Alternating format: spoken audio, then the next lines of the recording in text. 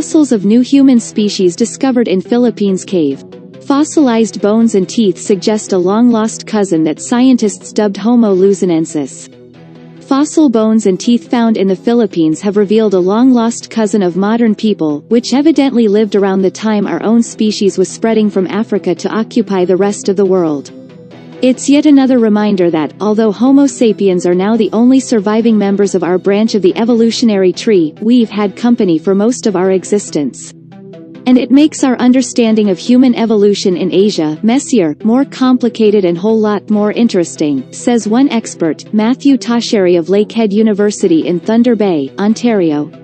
In a study released Wednesday by the journal Nature, scientists describe the cache of 7 teeth and 6 bones from the feet, hands and thigh of at least 3 members of the species.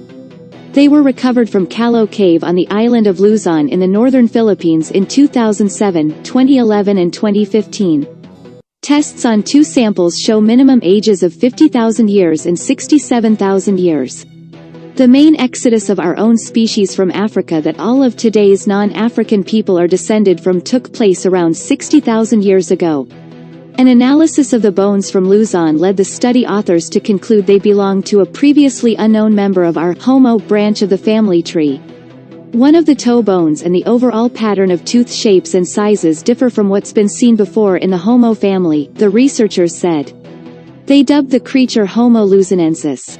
It apparently used stone tools and its small teeth suggest it might have been rather small-bodied, said one of the study authors, Florent Detroit of the National Museum of Natural History in Paris. H. luzonensis lived in Eastern Asia at around the same time as not only our species but also other members of the Homo branch, including Neanderthals, their little understood Siberian cousins the Denisovans, and the diminutive hobbits of the island of Flores in Indonesia. There's no sign that H. luzonensis encountered any other member of the Homo group, Detroit said in an email. Our species isn't known to have reached the Philippines until thousands of years after the age of the bones, he said. But some human relative was on Luzon more than 700,000 years ago, as indicated by the presence of stone tools and a butchered rhinoceros dating to that time, he said. It might have been the newfound species or an ancestor of it, he said in an email. Detroit said it's not clear how H. luzonensis is related to other Homo species. He speculated that it might have descended from an earlier human relative, Homo erectus, that somehow crossed the sea to Luzon. H. erectus is generally considered the first Homo species to have expanded beyond Africa, and it plays a prominent role in the conventional wisdom about evolution outside that continent. Some scientists have suggested that the hobbits on the Indonesian island descended from H. erectus. Tasheri, who did not participate in the new report, agreed that both H. luzonensis and the hobbits may have descended from H. erectus. But he said the Philippines discovery gives new credence to an alternate view, maybe some unknown creature other than H. erectus also slipped out of Africa and into Europe and Asia, and later gave rise to both island species.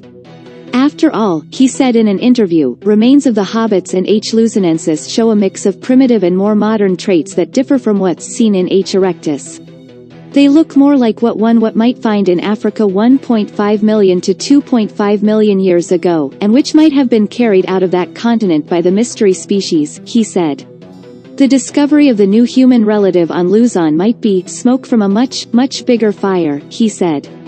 Michael Petraglia of the Max Planck Institute for the Science of Human History in Jena, Germany, said the Luzon find shows we still know very little about human evolution, particularly in Asia. More such discoveries will probably emerge with further work in the region, which is understudied, he said in an email.